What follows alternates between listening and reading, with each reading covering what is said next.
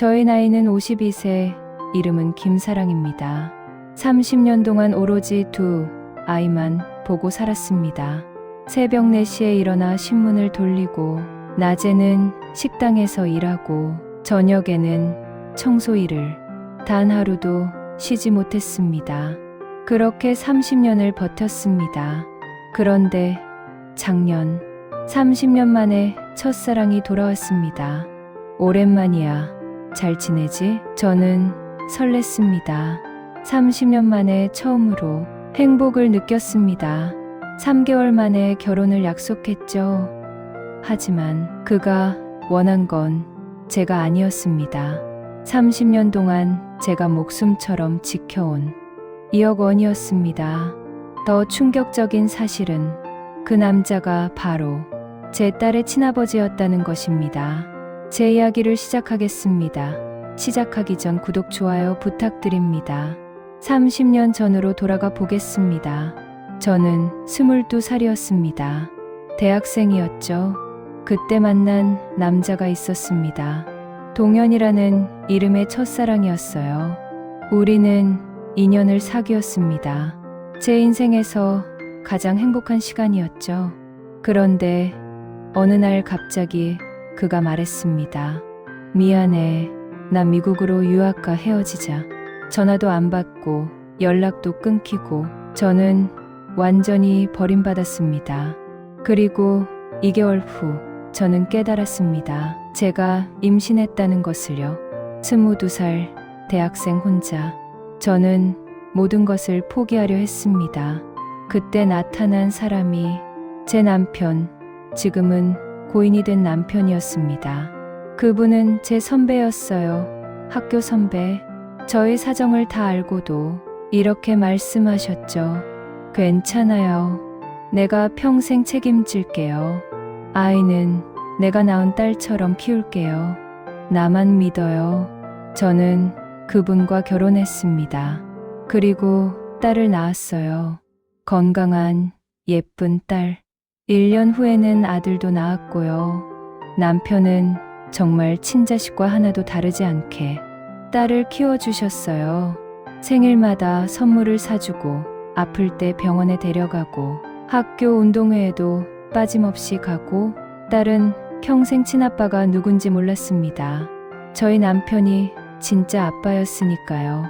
행복은 오래가지 못했습니다. 결혼 10년 차, 제 나이 32살. 남편이 교통사고를 당했습니다. 갑자기였어요. 정말 갑자기. 아침에 출근하면서 다녀올게 했던 사람이 저녁에는 차가운 시신으로 돌아왔습니다. 딸은 10살, 아들은 9살. 손에 남은 건 사망보험금 2억 원. 제 통장에는 딱 100만 원이 있었습니다. 그날 밤 남편 영정 앞에 앉아서 맹세했습니다. 이 2억 원은 당신이 목숨으로 지켜준 우리 가족의 생명줄입니다. 함부로 쓰지 않겠습니다. 오로지 아이들을 위해서만 쓰겠습니다. 당신 대신 제가 이 아이들 지키겠습니다. 그렇게 제 30년이 시작되었습니다. 새벽 4시 알람 소리에 일어납니다. 아직 깜깜한 새벽, 신문 배달을 시작합니다. 200부, 매일 200부를 배달했어요. 비가 오나 눈이 오나 단 하루도 빠지지 않았습니다. 오전 7시에 집에 돌아와서 아이들 아침 먹이고 학교 보내고 오전 9시부터는 동네 식당에서 일했습니다. 설거지, 홀서빙, 청소 뭐든 다 했어요. 오후 6시에 퇴근해서 저녁 준비하고 아이들 숙제 봐주고 밤 10시부터는 편의점 야간 알바. 집에 들어오면 새벽 2시. 잠은 2시간 그리고 다시 새벽 4시에 일어나는 삶의 반복. 30년 동안 정말 단 하루도 쉬지 못했습니다. 명절도 생일도 크리스마스도 일했습니다. 왜냐하면 2억 원을 건드리면 안 된다고 생각했거든요. 그건 남편이 목숨으로 남긴 마지막 선물이었으니까. 딸의 대학 등록금, 아들의 대학 등록금, 딸의 결혼 자금, 그것만을 위해 남겨둔 돈이었습니다. 그렇게 30년이 흘렀습니다. 딸은 대학을 졸업하고 취직했고 아들도 군대를 다녀와서 직장을 잡았습니다. 저는 비로소 숨을 돌릴 수 있었습니다. 하지만 남은 건 깊은 공허함뿐이었습니다. 52세 주름진 손 굽은 허리. 30년 동안 나를 위한 시간은 단 하루도 없었습니다. 그 쓸쓸함이 제 인생 최대의 약점이 될 줄은 그땐 몰랐습니다. 작년 봄이었습니다. SNS 메시지 하나가 왔어요. 미경아, 나 동현이야. 정말 오랜만이지. 잘 지내? 30년 만이었습니다. 심장이 쿵쿵 뛰었어요. 52살인데도. 마치 22살로 돌아간 기분이었죠. 우리는 만났습니다. 그는 고급 승용차를 타고 나타났어요. 깔끔한 양복, 비싼 시계. 나 사업 잘 돼서 이제 좀 여유 있어. 너는 어떻게 지냈어? 저는 솔직하게 말했습니다. 남편이 일찍 세상을 떠나서 혼자 아이둘 키웠다고, 30년 동안 정말 힘들게 살았다고 그가 제 손을 잡았습니다. 미안해, 그때 내가 너무 어렸어. 내가 얼마나 힘들었을지 이제 내가 책임질게. 우리 다시 시작하자. 저는 30년 만에 처음으로 행복을 느꼈습니다. 누군가 제게 힘들었지? 이제 괜찮아. 그렇게 말해주는 게 너무 좋았어요. 우리는 자주 만났습니다. 맛있는 음식도 사주고, 선물도 해주고, 여행도 가자고 하고, 저는 완전히 빠져들었죠. 3개월 후, 그가 청혼했습니다. 우리 결혼하자. 내가 평생 책임질게. 저는 네라고 대답했습니다. 하지만 제 딸은 강력하게 반대했어요. 엄마, 이상해요. 너무 급하잖아요. 3개월 만에 결혼이요? 뭔가 목적이 있는 것 같아요. 그 사람 믿지 마세요. 저는 딸의 말을 무시했습니다. 넌 몰라. 엄마가 30년 동안 얼마나 외로웠는지. 엄마도 이제 행복할 권리가 있어. 딸은 울면서 말했어요. 엄마, 제발요. 저 나쁜 예감이 들어요. 하지만 저는 듣지 않았습니다. 그렇게 우리는 결혼했습니다. 결혼하고 딱 3개월이 지났습니다. 어느 날 오후 집에 낯선 남자들이 찾아왔습니다. 동현 씨 계십니까?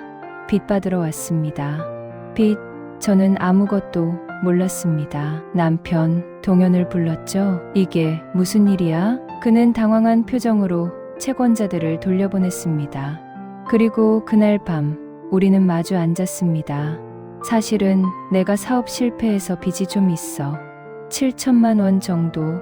7천만 원. 저는 머리가 하얘졌습니다. 왜 말 안 했어? 결혼 전에 왜 숨겼어? 미안해. 내가 알면 결혼 안 할 것 같아서. 그 순간 소름이 돋았습니다. 결혼 안 할 것 같아서 숨겼다는 게 저를 속인 겁니다. 처음부터. 그리고 그가 말했습니다. 그런데 당신 돈 있잖아. 2억 원. 나도 알아. 남편 사망보험금 받았다며. 당신 통장에 그 돈 그대로 있을 거 아냐. 잠깐만 빌려줘. 내가 사업만 정리하면 바로 갚을게. 우리 부부잖아. 부부는 하나잖아. 저는 그제야 깨달았습니다. 이 사람이 저를 사랑해서 온 게 아니라 돈을 보고 온 거라는 걸. 30년 만에 나타난 이유, 급하게 결혼한 이유, 딸의 반대를 무시하고 결혼을 강행한 이유, 모든 게 맞춰졌습니다. 안 돼요. 그 돈은 못 줘요. 왜? 우리 부부잖아. 7천만 원이면 돼. 2억 중에 7천만 원. 얼마 안 되잖아. 그건 제 돈이 아니에요. 돌아가신 남편이 목숨으로 아이들한테 남긴 돈이에요.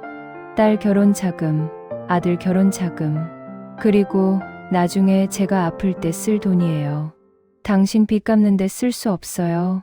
그의 표정이 일그러졌습니다. 진짜 고작돈 때문에 남편을 버려? 사랑한다고 했잖아. 부부라고 했잖아. 냉정한 목소리. 저는 그때 깨달았습니다.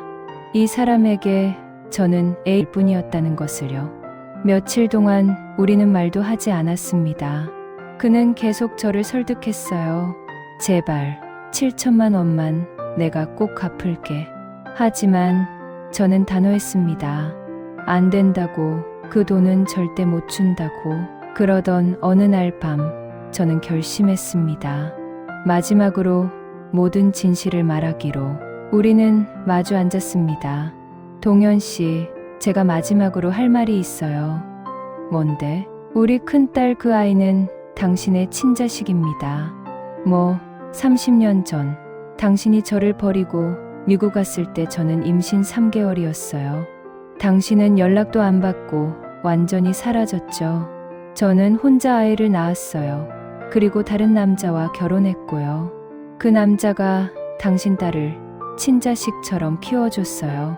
30년 동안 당신이 배신하고 있는 이 가족의 큰딸, 그 아이가 당신 피를 받은 친자식입니다. 그의 표정을 저는 평생 잊을 수 없을 겁니다. 충격받은 게 아니었어요. 눈빛이 반짝 빛나는 거예요. 마치 새로운 기회를 찾은 것처럼. 그리고 그가 말했습니다. 그럼 더 도와줘야 되는 거 아니야? 나는 그 아이의 친아버지잖아. 법적으로 권리가 있어. 당신이 나를 도와야 해. 우리 딸을 위해서라도. 저는 믿을 수 없었습니다. 30년 동안 단 한 번도 아이를 찾지 않았던 사람이 갑자기 아버지의 권리를 말하다니. 당신 정말 인간이 맞아요? 30년 동안 어디 있었어요? 딸이 아플 때, 딸이 학교 갈 때, 딸이 힘들 때 어디 있었어요? 이제 와서 아버지 권리? 당신은 그냥 정자, 제공자일 뿐이에요. 진짜 아버지는 30년 전에 돌아가신 우리 남편이에요. 충격의 진실 고백. 딸은 친자식 아버지 권리 주장. 30년간 외면한 사람. 우리가 소리 지르며 싸우고 있을 때 방문이 열렸습니다.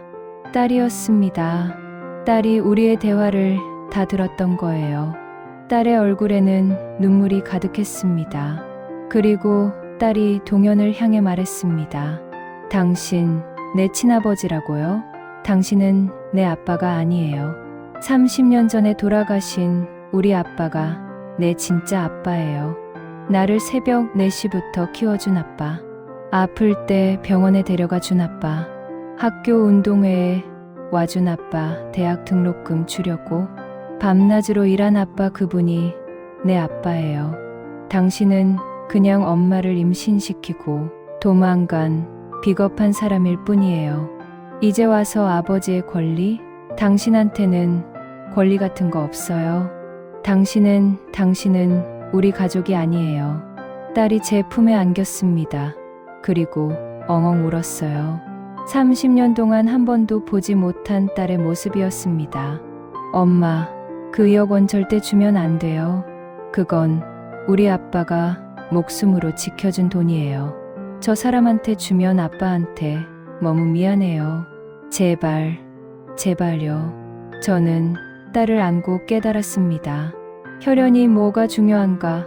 30년 동안 새벽 4시에 일어나 아이를 위해 일한 거, 아플 때 간호한 것, 학교 운동회에 간 것, 밤늦게까지 숙제 봐준 것. 그게 진짜 가족이구나. 혈연은 그냥 우연일 뿐이구나. 그날 밤 저는 최종 결정을 내렸습니다. 다음 날 아침 동현 앞에 이혼 서류를 내밀었습니다. 이혼해요. 당신은 저를 사랑한 게 아니라 돈을 사랑한 거예요. 그리고 딸의 친아버지라는 사실도 권리로 이용하려고 했죠. 저는 당신을 용서할 수 없어요. 30년 동안 제가 지켜온 가족의 가치를 당신한테 팔 수 없어요. 이혼해요. 당신 빚은 당신이 해결하세요.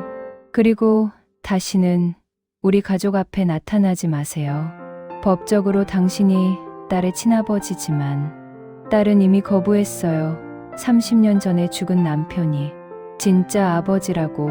당신한테는 이 가족에 대한 권리가 단 하나도 없어요. 동현은 한동안 아무 말도 못했습니다. 그리고 결국 이혼 서류에 사인했어요. 마지막으로 그가 말했습니다. 나중에 후회할 거야. 저는 대답했습니다. 아니요, 당신을 만난 게 제 인생 최대의 후회예요. 이제 그 후회를 끝내는 거예요. 그는 짐을 싸서 떠났습니다. 결혼 생활 6개월, 3개월은 거짓말 속에서, 3개월은 배신 속에서 보낸 시간. 저는 창문 너머로 그가 떠나는 모습을 봤습니다. 가슴이 아팠나고요? 아니요. 오히려 시원했습니다. 30년 동안 지켜온 가족의 가치를 다시 찾은 기분이었습니다. 그 일이 있은 후 1년이 지났습니다. 저는 지금 딸, 아들과 함께 평범하게 살고 있습니다. 2억 원은 그대로 있습니다. 한 푼도 건드리지 않았어요. 며칠 전 딸이 저한테 말했습니다. 엄마, 고마워요. 그때 그 돈 안 준 거 만약 엄마가 그 사람한테 돈을 줬다면 저는 우리 아빠한테 너무 미안했을 것 같아요. 우리 아빠가 목숨으로 지켜준 돈을 그런 사람한테 줬다는 게. 저는 딸을 안아주면서 말했습니다. 아니야, 엄마는 절대 안 줬을 거야. 그 돈은 너의 아빠가 마지막으로 남긴 가족에 대한 사랑이니까. 저는 이 일을 통해 많은 것을 배웠습니다. 첫째, 외로움은 사람을 약하게 만듭니다. 30년의 외로움이 제 판단력을 흐렸어요. 딸의 경고를 무시하고 3개월 만에 결혼한 것. 그건 외로움 때문이었어요. 둘째, 혈연보다 강한 것이 있습니다. 바로 책임감과 헌신입니다. 친아버지라는 동연보다 피 한 방울 안 섞인 남편이 더 진짜 아버지였어요. 왜냐하면 30년 동안 책임졌으니까. 셋째, 돈은 함부로 쓰는 게 아닙니다. 특히 그 돈이 누군가의 목숨으로 생긴 거라면 더욱 신중해야 합니다.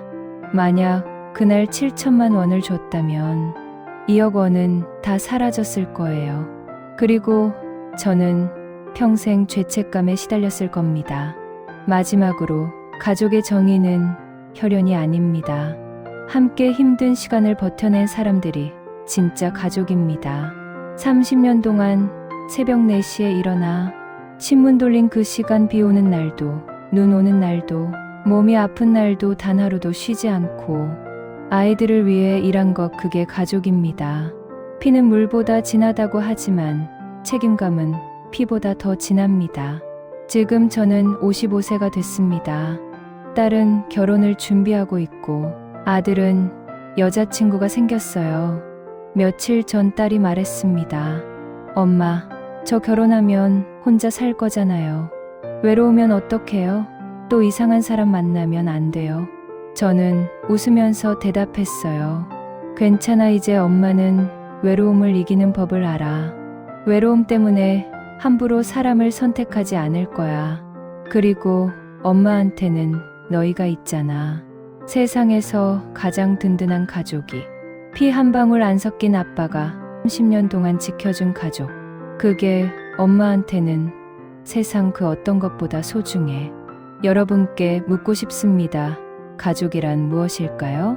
혈연일까요? 아니면 함께 살아온 시간일까요? 저는 이제 확신합니다.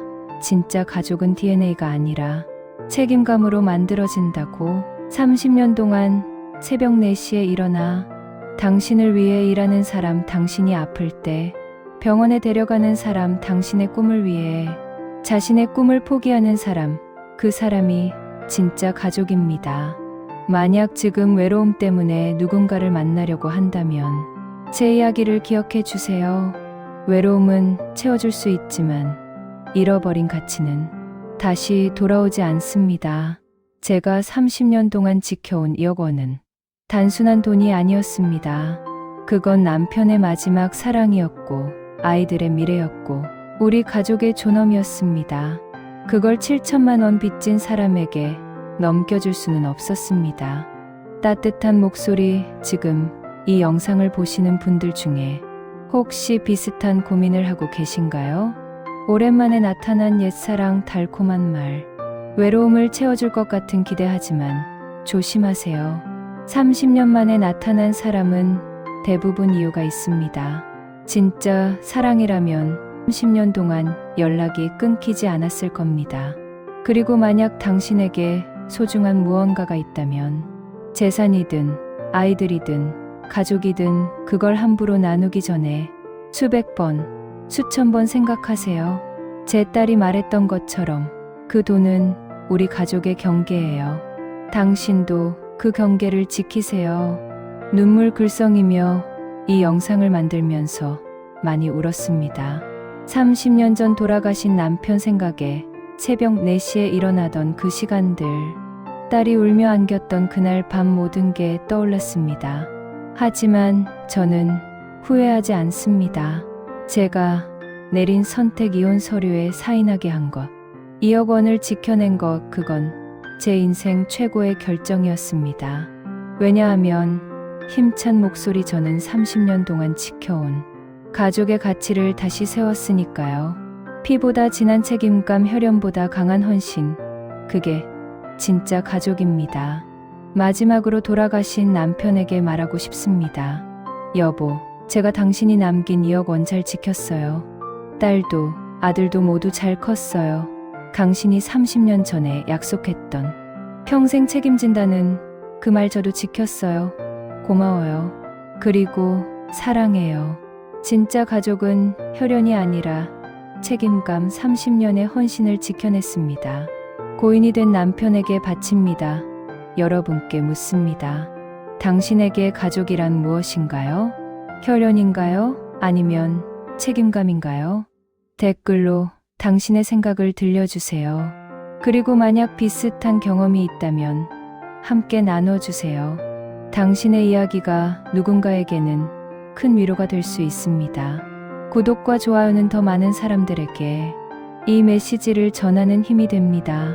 시청해 주셔서 감사합니다. 가족의 정에 당신의 생각은 댓글로 이야기를 나눠주세요.